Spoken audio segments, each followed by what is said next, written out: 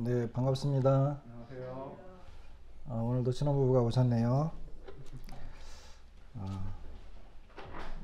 좋은 여행 되시고 또 좋은 추억을 가지시기를 바랍니다.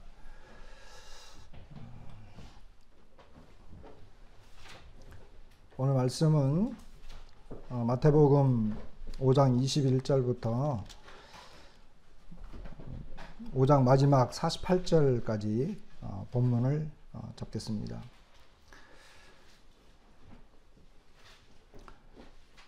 주제를 살펴보니까 하나님 나라에서 주님의 기준은 우리의 일반적인 생각을 뛰어넘는다 라는 그 말씀인 것 같고, 제목은 하나님 나라에서의 온전한 삶이라고 정해봤습니다. 우리가 지난 시간에 17절부터 20절까지 말씀을 봤는데, 우리 주님께서 율법을 폐하러 오신 것이 아니라 완전하게 하려 오셨다. 성취하러 오셨다. 그리고 저희들에게는 서기관과 바리새인보다 더 낫지 못하면 결코 천국에 들어가지 못한다. 이렇게 말씀을 하셨어요. 당시에 서기관이나 바리새인들의 의로는 하나님 나라에 들어갈 수 없습니다. 주님은 서기관과 바리새인들을 심하게 책망하셨죠. 그들은 율법을 지키지 못했을 뿐만 아니라 율법을 자기들의 수준 이하로 떨어뜨려 놓았어요. 그런데 우리 주님은 율법을 완전하게 지키신 유일하신 분이시죠. 하나님의 아드님으로서. 주님은 죄를 범하지 않으셨고 우리와 한결같이 시험을 받으셨지만 죄를 짓지 않으셨습니다. 그랬기 때문에 십자가에서 우리의 죄를 담당하실 수 있는 분이셨습니다.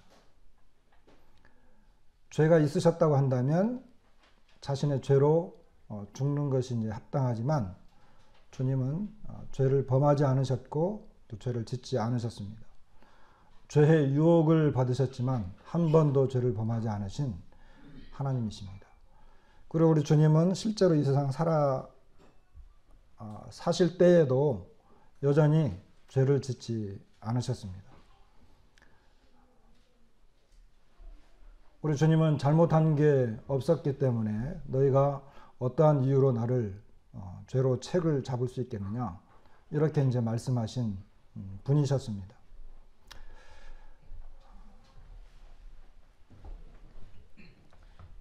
그래서 이제 오늘 이제 본문부터는 서기관과 바리새인의 의보다 더 높은 수준을 말씀하십니다. 특별히 오늘 이 본문이 길기 때문에 다 읽을 수는 없고 단락단락을 잘라서 우리 성도님들이 이제 대충 아시는 내용이기도 하기 때문에 잘라서 주님이 예시로 들었던 이런 내용들을 가지고 말씀을 드리겠습니다. 특별히 21절부터 48절까지의 굉장히 중요한 말씀이 있는데 이게 뭐냐 하면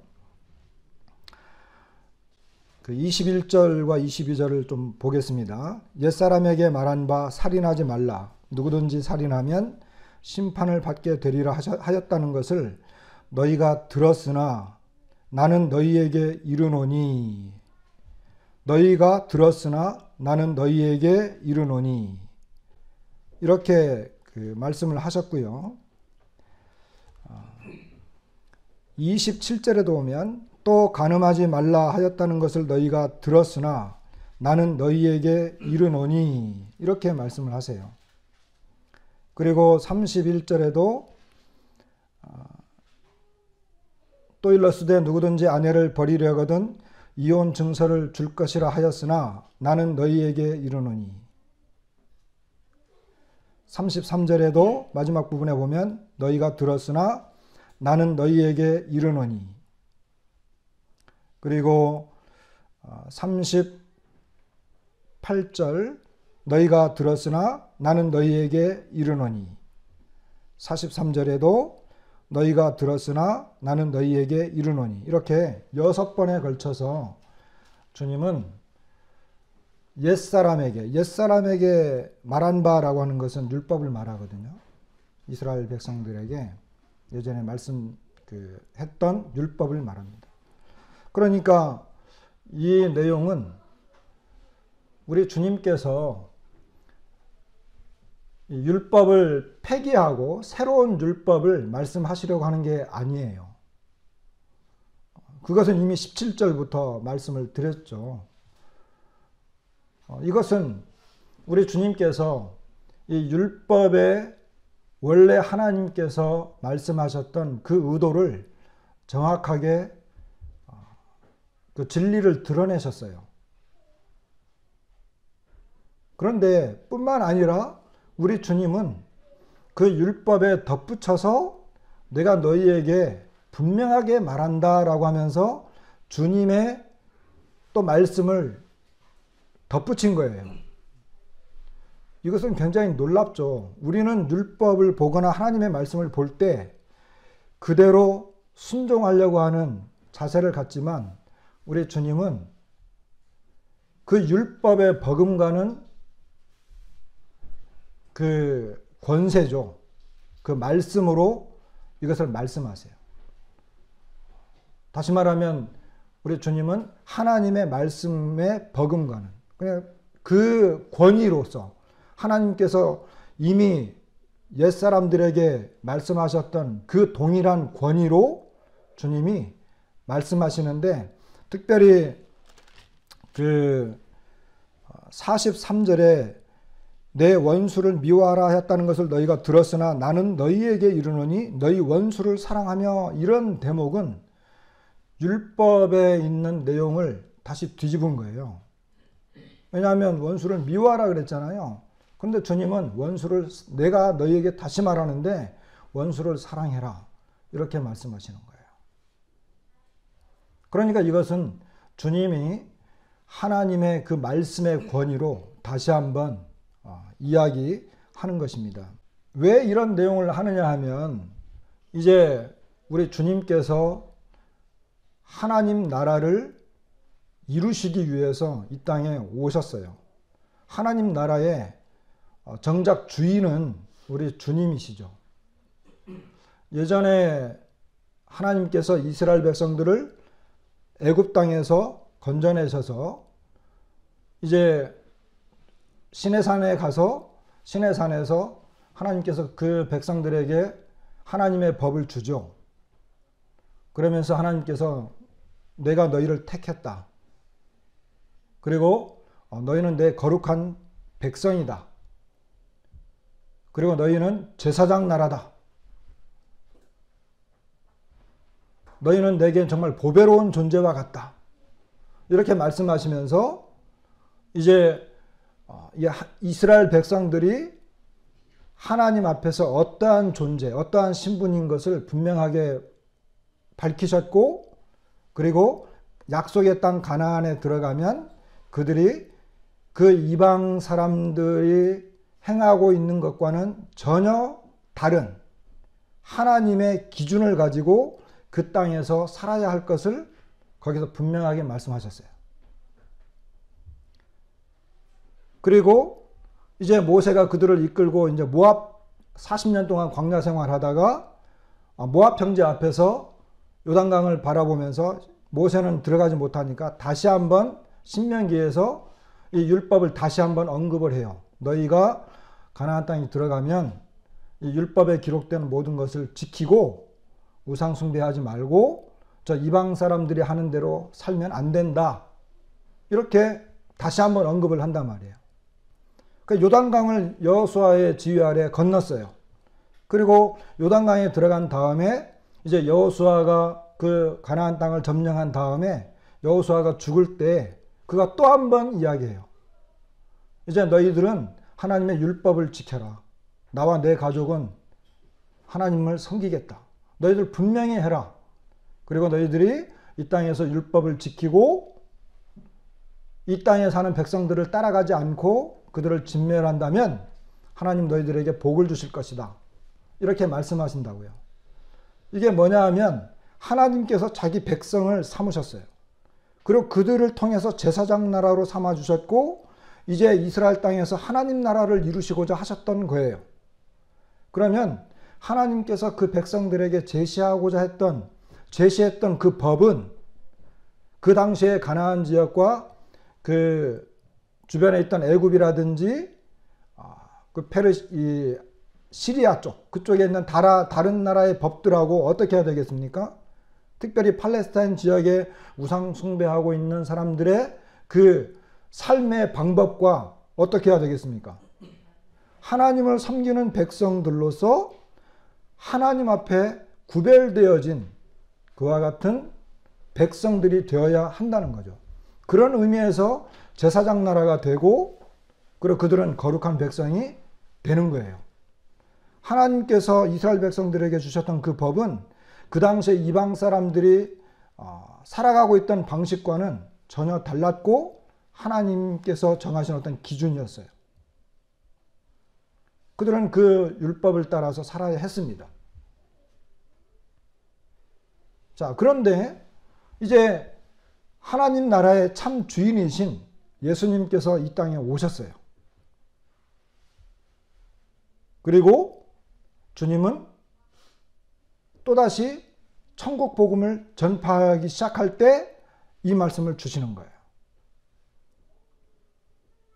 그러면서 주님께서는 너희 의가 서기관과 바리새인들보다 더 높지 못하면 천국에 들어가지 못한다. 다시 말하면 지금 현재 서기관과 바리새인의 그 정도의 수준으로는 하나님 나라 어림도 없어. 자, 지금부터 내가 너희들에게 이 율법의 근본적인 정신, 율법이 말하는 참 진리, 그 내면의 뜻, 하나님께서 원하시는 것이 무엇인지 보여줄 거야. 나중에 가면 이제 바리새인이나 서기관들이 했던 그 모든 것들에 대해서 이제 책망도 하시죠. 그러면서 이제 여기에서는 하나님 나라에서 하나님의 백성들이 바라보고 또 따라가야 되고 추종해야 되는 그와 같은 주님의 정하시는 그 기준을 또다시 말씀하는 거예요. 여기 이 내용들은 주님께서 주님 주변에 막 사람들이 몰려드니까 이야기한 게 아니에요. 특별히 하나님 나라의 이 가르침은 제자들이 주님에게 나아왔을 때 그 제자들에게, 다시 말하면 주님을 따르고 주님의 가르침을 순종하겠다라고 하는 정말 하나님 나라의 백성들에게 이야기한 거예요. 이것은 오늘날 우리들에게도 적용이 돼요. 그러면서 이제 21절부터 이제 하나씩 예를 들어가면서 말씀을 하시는 것을 보게 됩니다. 살인하지 말라라고 하는 내용의 말씀이잖아요. 그런데 예수님은 형제에게 노하는 자마다 심판을 받게 되고 라가라 하는 자는 공회에 잡히게 되고 미련한 놈이라 하는 자는 지옥불에 들어가게 된다. 이렇게 말씀하세요. 이것은 화를 내는 거잖아요. 노하는 것은 화를 내는 것. 라가라 하는 것은 그 하나의 욕이에요. 욕. 이것은 그 바보다. 텅 빈 녀석. 이런 욕입니다. 그리고 미련한 놈이라고 하는 것은 모레라고 하는 말인데, 이게 헬라어로 모레인데 백치, 얼간이다. 이 욕은 당시 그 좀 심하게 사용되어지는 두 개의 욕을 주님이 직접 끄집어냈어요. 이런 표현을 하면 이런 사람들은 재판을 받게 된다든지 이 사내들인 공회에 잡혀가게 된다든지 지옥불에 들어갈 거야. 여러분, 이 지옥불에 들어간다든지 이와 같은 내용들은 주님께서 지금 그 예시로 들어서 말씀을 하시는 거예요. 이 지옥불이 만일 이 죄인들이 들어가는 지옥불이라 그런다고 한다면 정말 실제로 이런 미련한 놈이다. 이 바보 멍청이, 얼간이. 우리 어릴 때 아무 생각 없이 이런 이야기 많이 하잖아요. 우리 여기 초등학교 선생님 두 분이 계시는데 애들이 사용하는 표현들, 욕들 보면 이런 욕들 많이 쓰잖아요. 그럼 그런 사람들 전부 지옥에 보내야 되잖아요. 그러나 이제 이와 같은 내용들은 사실 이 언어폭력이라고 하는 것은 언어 폭력은 오늘날 굉장히 심각한 폭력의 하나에 들어가죠. 실제로 어떤 행해지는 이런 구타라든지 이런 것이 없어졌지만 군대에서 이 언어로 그리고 따돌려서 아주 이 심한 모욕감을 주는 이와 같은 것 때문에 우울증이 오게 되고 결국 자살도 하게 되는 이와 같은 일들이 벌어지고 있기 때문에 이와 같은 말들은 사실 살인과 다름이 없습니다. 그러니까 주님은 실제로 살인하지 말라라고 하는 것은 실제 행위였지만 주님은 이런 말들로 그리고 그 마음에 이 분노가 터져나오고 사람을 그렇게 심하게 모욕하면서 내 마음속에서 솟아난 이 아주 악한 감정이라고 하는 것은 살인과 같다라고 이렇게 말씀을 하시고 그 뒤에 있는 것을 보게 되면 예물을 드릴 때 먼저 형제와 화목해라. 그리고 너를 그 재판관에게 넘겨주려고 하는 사람하고는 빨리 화해해라. 다시 말하면 관계 회복이 더 중요하다. 라고 하는 것을 가르치시는 거예요. 특별히 여기 지옥은 게헨나죠. 게헨나. 이건 흰놈의 골짜기를 보통 말합니다. 이스라엘 왕국 시대 때 보면 아하스 왕이라든지 아주 악한 아하스 또는 므낫세 왕 이런 왕들이 치리할 때에는 실제로 이 흰놈의 골짜기, 이 흰놈의 골짜기는 예루살렘 남쪽 밑에 쪽에 있어요. 굉장히 큰 주님 당시에도 예루살렘 도성에서 쏟아져 나오는 온갖 쓰레기, 거기에는 뭐 그냥 이루 말할 수 없는 쓰레기들, 심지어 사람 시체까지 이런 것들이 다 거기에 쏟아져 가지고 게헨나 그러면 사람들의 의식 속에 그것이 정말 얼마나 끔찍하고 더러운 그리고 아주 악하고 이런 것들이 막 상상이 되는, 다시 말하면 낙원과는 대조되는 그와 같은 장소였습니다. 그곳에 들어갈 수 있다. 그러니까 사람들이 어떤 범죄하거나 악한 것을 했을 때 지옥에 던져놨겠다 그럴 때 이 끔찍하고 정말 말로 표현할 수 없는 그곳을 생각하게 되는 거죠. 그것은 굉장한 비유적인 표현이 될 수 있습니다. 그래서 주님은 우리들에게 어떤 실제적인 살인이 있기 전에 화목의 관계를 깨뜨리는, 그리고 내 마음속에서부터 일어나고 있는 이와 같은 어떤 형제에 대한 불만과 악한 감정, 이런 것들부터가 문제다. 이런 것을 정리하지 않으면 하나님 앞에 받아들여질 수 없고 그의 삶은 정말 모든 것을 잃어버릴 수밖에 없는 이와 같은 참담한 삶이 될 수 있다라고 하는 것을 말씀을 하시는 것입니다. 그 다음에 주님은 간음하지 말라 이렇게 말씀하셨습니다. 여기 너희가 간음하지 말라 했다는 것을 들었지만 나는 너희에게 이르노니 음욕을 품고 여자를 보는 자마다 마음에 이미 간음하였다. 이것을 직역 성경을 제가 좀 찾아봤더니 여기는 강력하게 번역을 했어요. 탐내는 마음으로 이렇게 번역이 됐어요. 이것이 아마 맞을 거예요. 탐내는 마음으로 이제 여성을 바라보는 거죠. 그런데 이것은 제7계명이거든요. 간음하지 말라라고 하는 것은 7계명인데 10계명에 보면 탐내지 말아라. 내 이웃을 탐내지 말아라. 내 이웃의 어떤 물건이나 이런 것들을 탐내지 말아라 하는 이 탐심에 관계된, 이것은 마음과 관계된, 마음에 있는 것과 관계된 거잖아요. 그러니까 이미 율법도 이것이 마음에 관계된 것을 언급을 하셨어요. 그러니까 아마 이 말씀을 들었던 당시의 사람들은 탐내지 말라. 탐내는 마음으로 여인을 바라보고 간음을 품었을 때, 그랬을 때 이것은 7계명과 10계명이 아마 동시에 생각이 났을지 몰라요. 주님은 이것을 마음의 문제로, 그리고 음욕을 품은 것이 먼저잖아요. 그 후에 그 음욕을 품은 그 마음으로 여자를 보는 그 행위, 이와 같은 것을 주님은 언급을 하셨습니다. 실제적인 간음보다 주님은 그 마음의 상태를 더 먼저 잡아냈어요. 오른 눈을 빼버리고 오른손을 찍어 내버려라. 두렵잖아요. 다시 말하면 주님은 우리의 삶 속에서 음욕을 품을 수 있는 이와 같은 부분들을 먼저 잘라낼 것을 말씀하시는 거예요. 그리고 우리 마음속에 어떤 이런 그 성적인 문제를 유발할 수 있는 이와 같은 문제들을 먼저 제거할 것을 말씀하시는 거예요.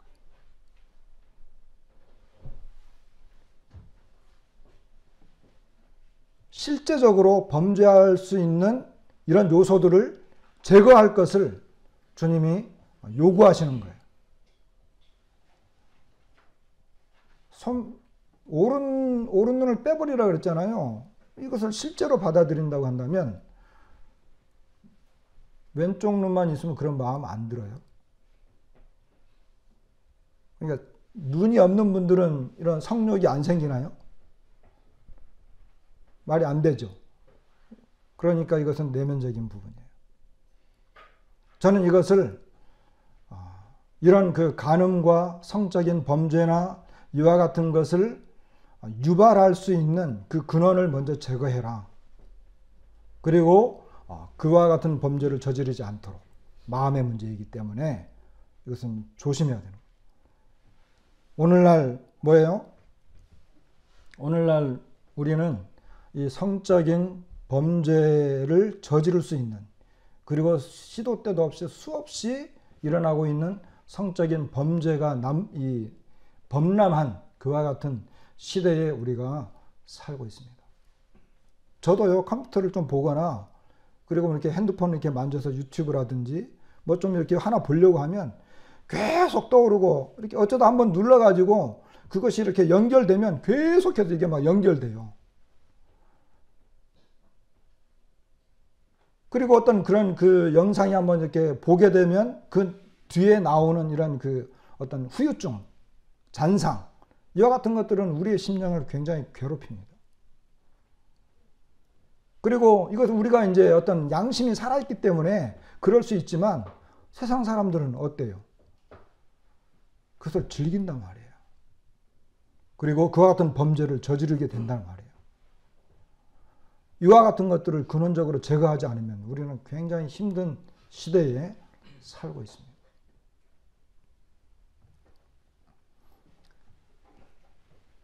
주님은 또 31절에 보면 이혼과 관계돼서 이 이혼 증서, 당시에는 모세 율법을 통해서 이혼 증서를 주고 아내를 버릴 수 있다. 이와 같은 가르침이 있었어요. 그런데 이혼은 하나님께서 근본적으로 원하지 않는 내용입니다. 왜냐하면 하나님께서 세상을 창조한 다음에 에덴 동산을 창설하시고 제일 먼저 아담을 창조하셨고 아담을 통해서 하와를 창조했죠. 그러니까 한 몸에서 나온 거예요. 그러니까 아담과 하와는 분리되어진 사람들이었지만 이들은 아담을 통해서 나왔기 때문에 한 몸입니다. 오늘 저희 신혼부부도 오셨지만 아담을 통해서 여자가 나왔잖아요. 결국 근원이 하나였던 거예요. 그리고 이 둘을 한 몸으로 보셨어요. 남자와 여자라고 하는 것을 구분을 시켜놨지만 사실 인격이라든지 어떤 한 완벽한 인간으로서의 차별은 두지 않았어요. 그들이 하는 역할과 그리고 그들이 하고 있는 어떤 그 일은 구별될 수 있죠. 왜냐하면 하나님께서 여자에게 돕는 배필로 분명히 말씀을 하셨기 때문에. 이것은 차별이 아니에요. 구별이지. 구분된 거죠. 남자가 하는 것이 있고 여자가 하는 것이 있고 남자가 생각하는 것이 있고 여자가 생각하는 것이 있습니다. 그러나 둘은 하나다라고 하는 거예요. 그러니까 이혼은 안 되는 거예요. 그런데 주님께서 이혼 증서를 써달라고 하는 이와 같은 가르침에 대해서 원래 하나님의 뜻이 아니다. 그것은 너희들의 마음이 정말 이 완고하기 때문에 어쩔 수 없이 모세가 준 것이지 하나님의 의도는 아니다. 그러면 이혼하고자 하는 그 의도는 뭐냐? 이혼하고자 하는 그 의도는 뭐겠어요? 결국 그 의도, 이혼도 주님이 여기 간음과 연관을 시켰어요. 결국 이혼도 자기의 욕심을 채우기 위한 하나의 도구로서 그리고 그런 수단적인 방법으로 이것을 말씀하신 것입니다. 개인의 욕망을 채우기 위한 것이다. 이 말씀을 보면서 이미 알고는 있었지만 오늘날 그 이혼율 2020년 통계청 발표를 제가 한번 찾아봤어요. 2020년 통계청에서 발표를 직접 했는데요. 우리나라에서 이혼 건수가 10만 7천 건이랍니다. 하루에 300쌍 이상의 부부가 남나요. 하루에 10만 7천 건입니다. 부끄럽게도 그 1000명당, 그러니까 지역 인구 1000명당 이혼 건수를 의미하는 것을 조이혼율이라고 하거든요. 조이혼율. 이게 1위가 어딘지 아세요? 1위. 제주도예요. 제주도. 아, 참 부끄럽죠. 서울은 그나마 조금 낫네요. 창피하니까 이것은 그냥 넘어가겠습니다.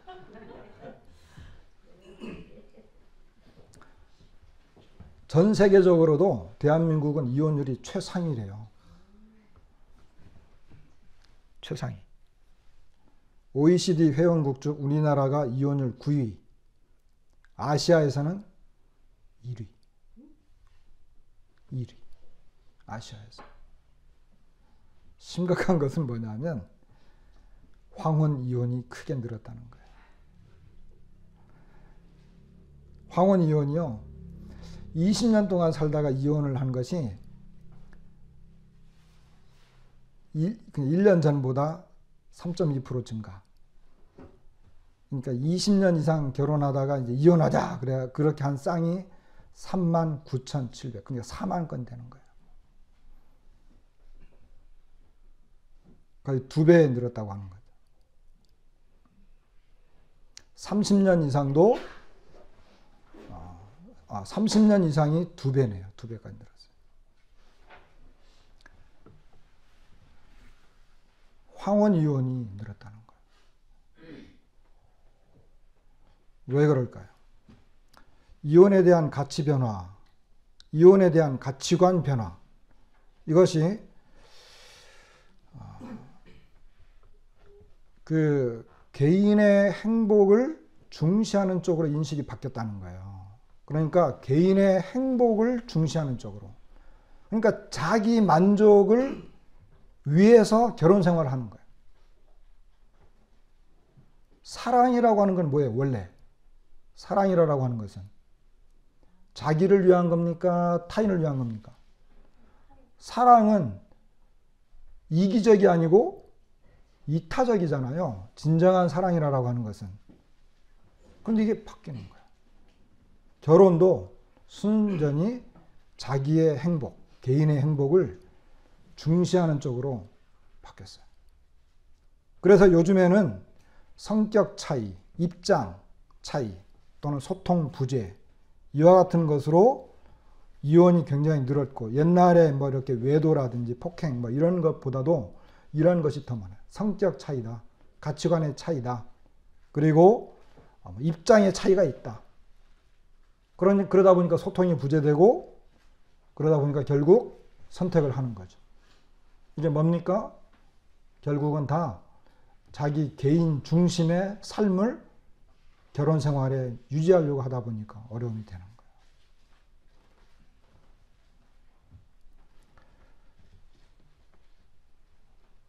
자기와 맞지 않는다는 이유죠. 너 나하고 맞지 않아. 이거예요. 여러분, 우리에게 결혼할 사람들도 있는데 이 세상에요, 자기하고 맞는 사람 있을 것 같아요? 없을 것 같아요?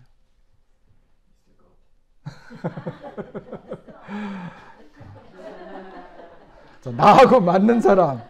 너는 정말 나하고 딱 맞아. 다 맞아.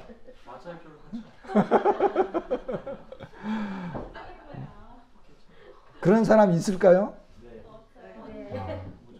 여기 이제 한 30명 된다. 아마 30대 1로 나뉠 거예요. 자기하고 맞는 사람은 사실 없어요. 자기하고 맞는다라고 하는 것은 자기하고 똑같아야 된다는 말이에요. 나하고 똑같은 사람이 있어요, 없어요? 결국은 없어요. 그러니까 결국 결혼도 믿음이에요. 오늘 뭐 주례하는 건 아니기 때문에 결혼도 믿음으로 하는 거예요. 우리 주님을 바라보면서 그 주님을 따라서 가는 거예요. 주님을 보면서 상대방도 믿어주는 거예요. 그렇지 않으면요, 불행해집니다. 그렇지 않으면. 왜? 계속해서 자기하고 다른 것을 찾아야 되기 때문에. 그래서 이와 같은 것들이 가정 파탄, 그리고 결국 사회 문제, 엄청난 영향을 끼치고 있는 거예요. 그런데 이 근본적인 문제는 사람의 속에 있는 개인주의와 탐심으로 말미암은 간음이죠. 영적 간음은 우상숭배인데 우상숭배도 결국은 하나님보다 자기를 사랑하는 거거든요. 육체적인 간음도 결국은 다른 사람보다 자기의 행복과 개인주의 때문에 생기는 거예요. 주님은 이것을 이제 지목하는 거예요.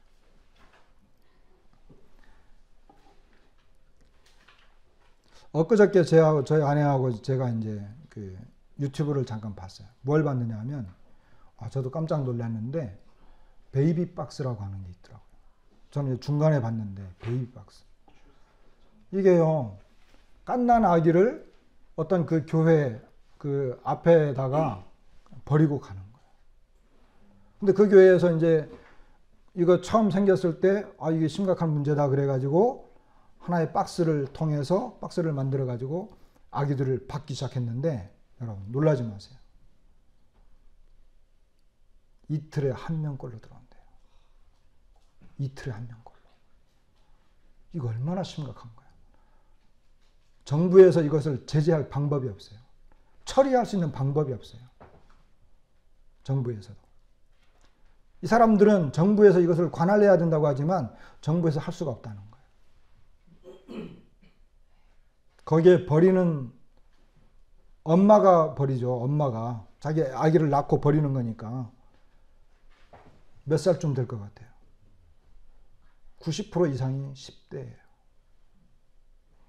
이게 지금 우리나라의 실정이고 현실입니다. 이것이 지금 우리나라에서 벌어지고 있는 성적인 문제입니다. 심각한 거죠.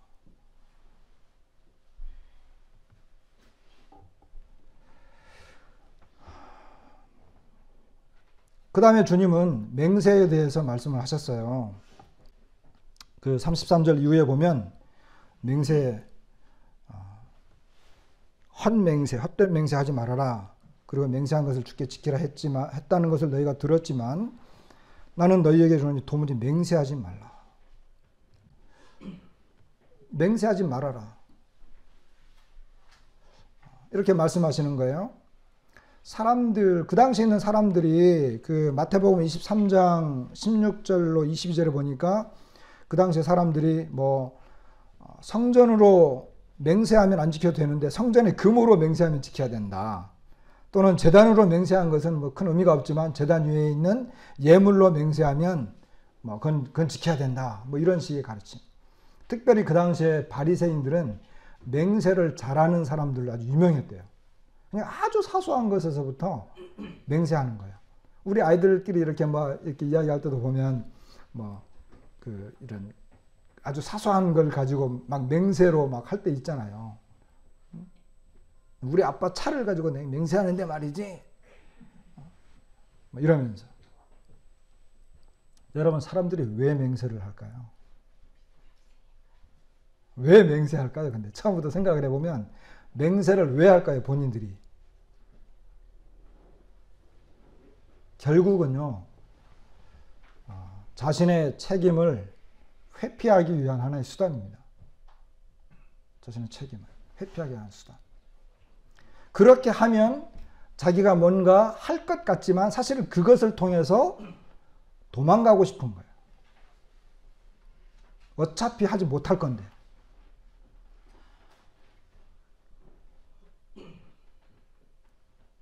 그래서 주님은 맹세하지 말라 그랬어요. 그 당시 사람들은 하나님의 이름을 걸어서 할 수는 없었기 때문에 하늘, 내가 이 세상에는 땅에 있는 거라든지 뭐 성전이라든지 아니면 자기 어떤 몸에 어떤 뭘 가지고 이렇게 했는데 그것이 무슨 의미가 있겠어요? 하나님께서 다 보시고 계시는데. 그래서 맹세하지 말 것을 말씀드렸습니다. 맹세하는 것보다는 어떻게 하라고요? 진실되고 분명한 삶을 살아라. 옳다 옳다 아니라 아니라 하라. 예, 맞습니다. 제가 그렇게 하도록 하겠습니다. 뭐 이게 진실되게 해야 되지. 거짓 변명으로 도망가려고 하지 말라라고 하는 거예요. 우리 사람들은 뭐 저한테도 그런 게 있죠. 거칠애라고 하는 거예요.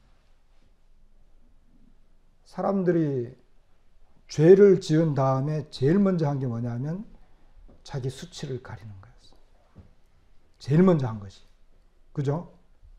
제일 먼저 한 건 자기 수치를 가리는 거예요. 처음부터 벌거벗었지만 몰랐잖아요. 그때는 아무런 문제가 되질 않았어요. 그런데 딱 죄를 짓고 나니까 바로 서로 간에 자기의 수치부터 가려. 그리고 하나님 앞에서도 가려. 뭐냐 하면 겉으로는 그런 척하지만 속으로는 아니라는 거예요. 이것이 죄로부터 파생되어져 나온 가장 처음이었고 근본적인 거였어요. 거칠애.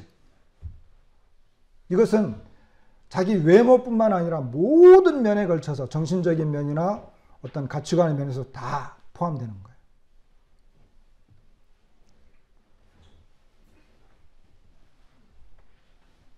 그와 같은 것들을 하나님은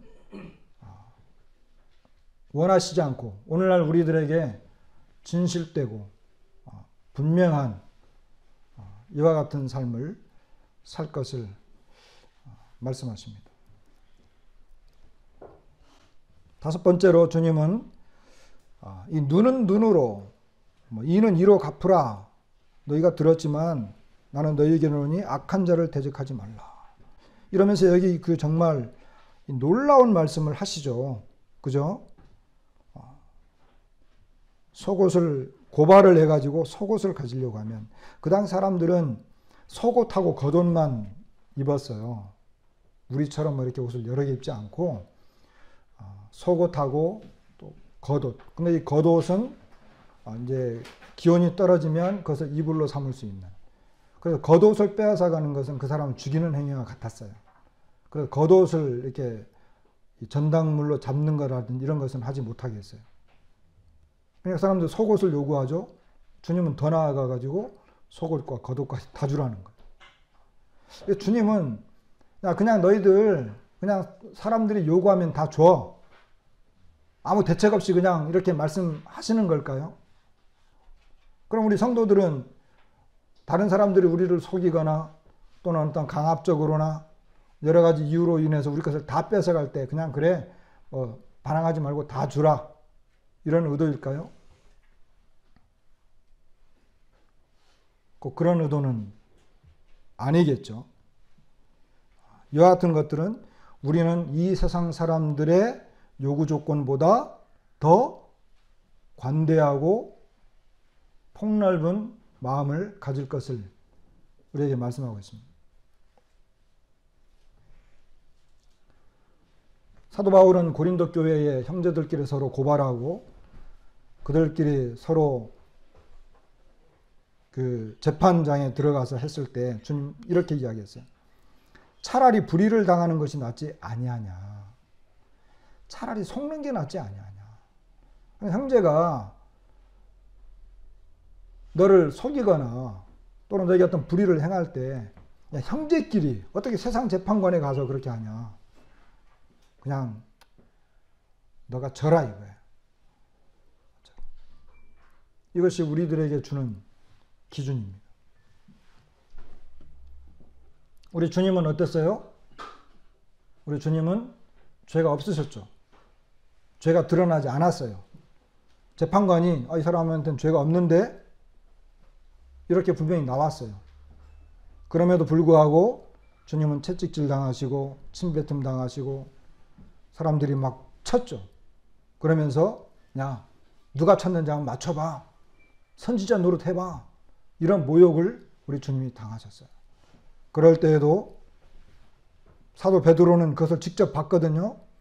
그러니까 베드로전서 2장을 기록하면서 그는 죄를 범하지 아니하시고 그 입에 거짓도 없으셨다.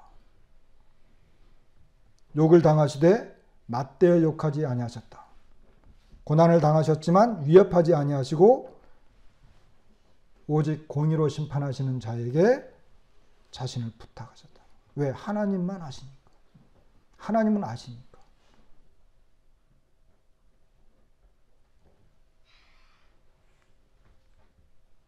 그래서 우리 주님께서 십자가에 죽으시면서도 어떻게 했어요? 아버지 저들을 사하여 주옵소서. 자기들이 하는 것을 알지 못함이니이다. 이렇게 기도하셨던 거예요. 박해하는 자들을 위해서 기도하셨던 거예요. 이것이 우리 주님이 실제 행동하신 모습입니다. 그 다음에 주님은 원수를 내 이웃을 사랑하고 내 원수를 미워하라 하였다는 것을 너희가 들었으나 나는 너희에게 이르노니 너희 원수를 사랑하며 너희를 박해하는 자를 위하여 기도하라. 이렇게 말씀하세요. 원수를 사랑하라.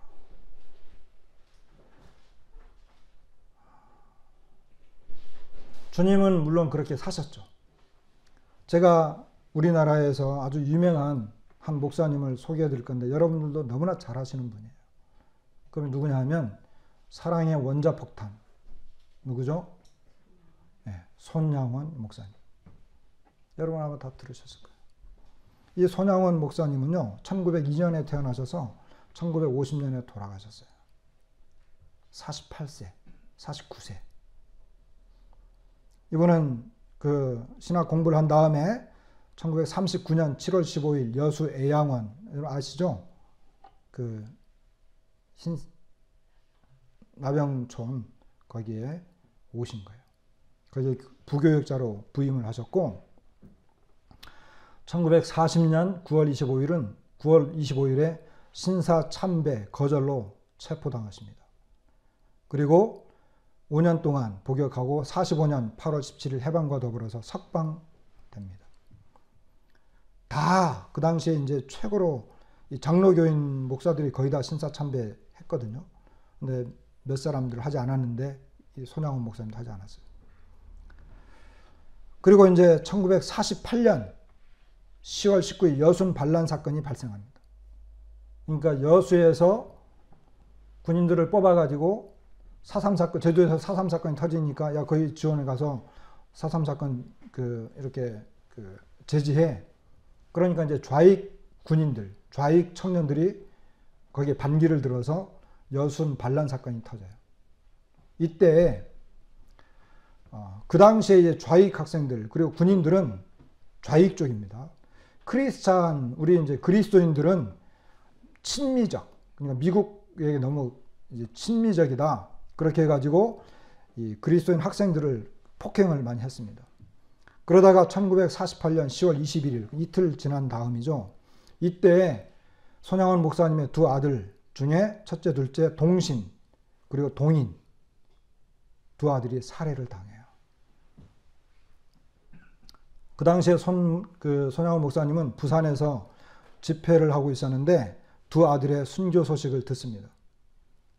며칠 동안 계속 기도하다가 그 마음속에 하나님의 사랑을 실천하기로 이제 비장한 결심을 하게 됩니다. 그래서 여수에 있는 나덕환 목사님을 통해 가지고 자기 아들을 죽인 그 아들을 구명 활동을 하게 됩니다. 그래서 직결 처분 직전에 있던 그 사람을 양자로 삼게 됩니다. 아들들의 순교 소식을 접하고 난 뒤에 이 손양원 목사님 한 기도가 있는데, 하나님 뜻이 계셔서 제 두 아들을 불러가신 것으로 믿고 감사합니다. 하나님, 제 두 아들을 죽인 사람, 그의 생명을 보존해 주십시오. 제가 전도하겠습니다. 그가 그대로 지옥에 가서는 안 됩니다. 하나님, 저에게 그를 사랑할 수 있는 마음을 주옵소서. 이런 기도를 하고 그 자기 두 아들을 죽인 이 사람을 살려냅니다. 장례식 때 손양원 목사님은 9가지의 감사 제목을 가지고 장례식에 이야기를 합니다. 그 내용을 좀 소개를 하겠습니다.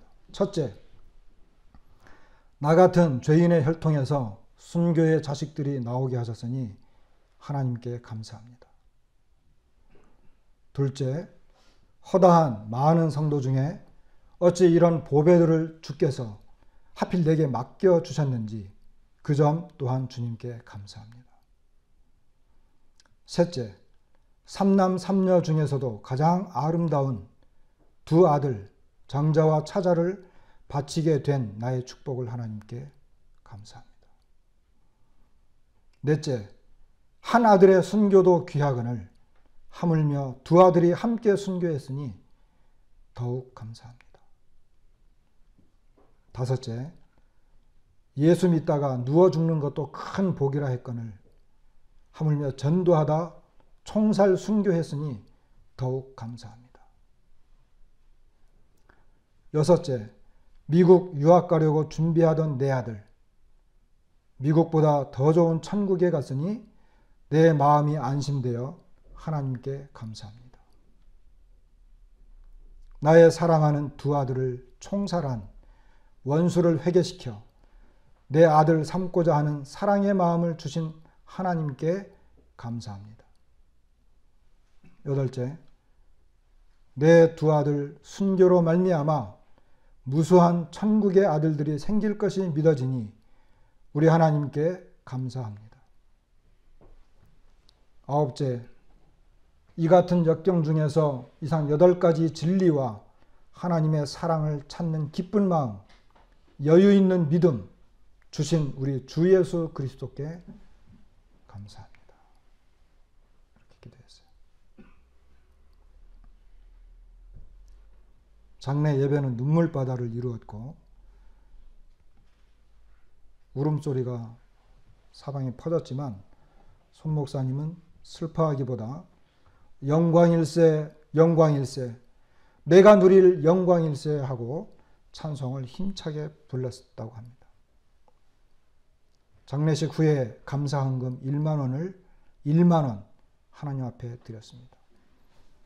그 당시 손 목사님의 한 달 사례비 80원.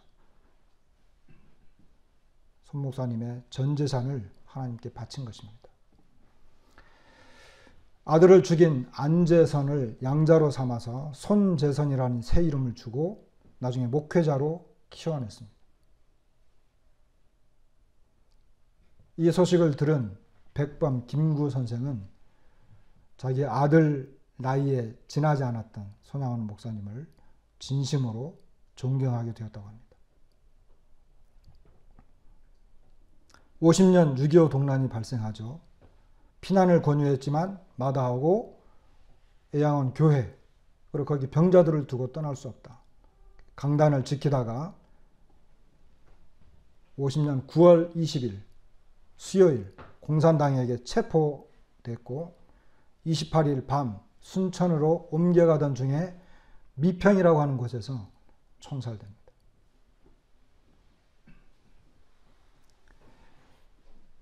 저는 뭐 확인된 것은 아니지만 제 생각에는 주님께서 내 원수를 사랑하라 라고 했던 이 말씀이 아마 이분 마음에 있었지 않았겠나 그런 생각을 합니다.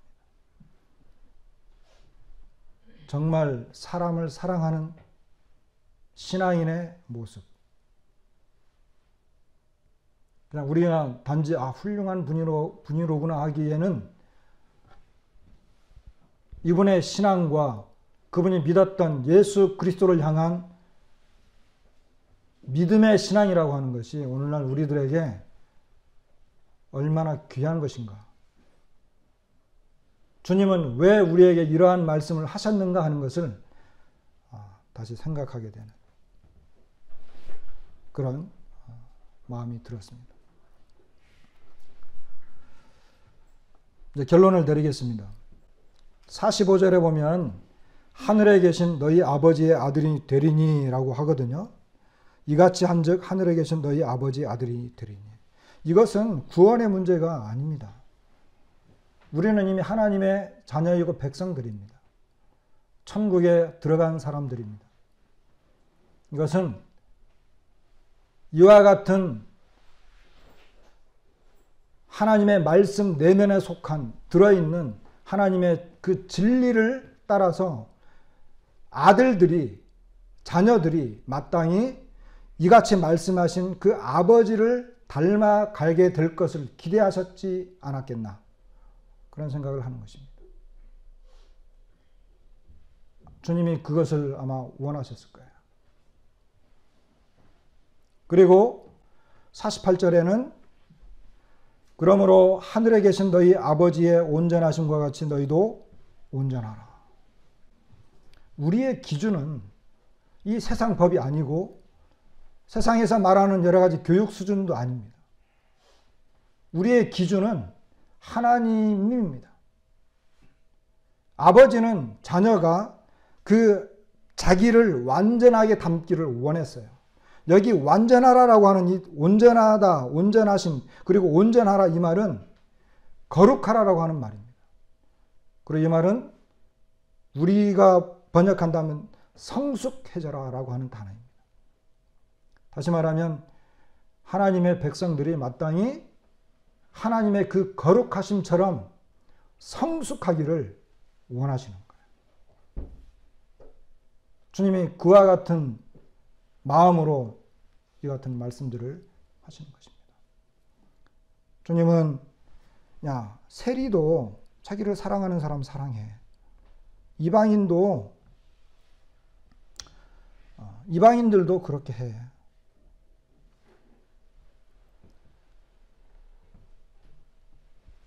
그런 사람들하고 똑같은 남보다 더하는 것이 무엇이냐? 그 사람들도 자기를 사랑하는 사람 사랑하고 자기를 무난한 사람을 사랑하고 그건 당연한 거야. 세상에서 말하는 어떤 기준이에요. 그러나 주님은 그러면 남보다 더하는 게 뭐냐? 너희들 하나님의 백성으로서 그리고 하나님의 말씀을 갖고 있는 사람들로서 겨우 그 정도 수준으로 해서는 안 된다라고. 우리의 기준은 아버지입니다. 하나님이십니다. 그리고 주님이죠. 이 같은 삶은 주님이 직접 우리에게 그렇게 하라라고 하는 거예요. 단지 이것을 그냥 잘 알아둬 이렇게 말씀하신 게 아니에요. 그래서 어떤 신학자는 이 5장에 나와 있는 이 가르침을 보여주는 신앙이라고 했어요. 보여주는 신앙. 다 보여야 되는 거예요. 실제로 이 세상에서 우리가 우리 교회 가운데에서 그리고 이 세상에 나가서 보여야 되는 신앙이에요. 그리고 6장은 숨겨야 되는 신앙이라고 그랬어요. 6장에는 우리가 숨겨야 될 것들이 있어요.